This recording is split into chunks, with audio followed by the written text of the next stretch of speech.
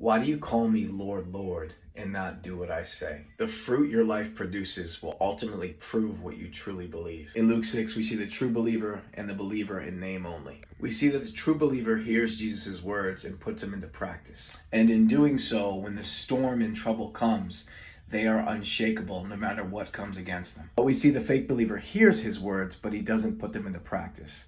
So when trouble comes, they are destroyed. Let's compare this to some real life scenarios. Trouble came in the form of COVID and shut down people's livelihoods and shut down churches. But when things were reopened, we saw that many didn't return to church and many reverted back to their old ways, forsaking following Jesus. Jesus referred to these people as rocky soil in the parable of the sower.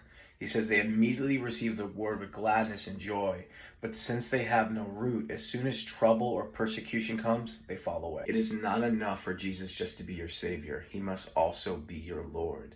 You must do what he says. Just because you believe that he is real is not enough. In the book of James, he says, oh, you believe that there's only one God. That's great, but demons believe the same thing. To be a true believer, you must believe and submit your life fully to him. Have a heart that is truly transformed and desires to obey him.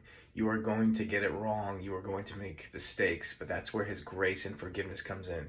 See, man sees the outward appearance, but God sees the heart.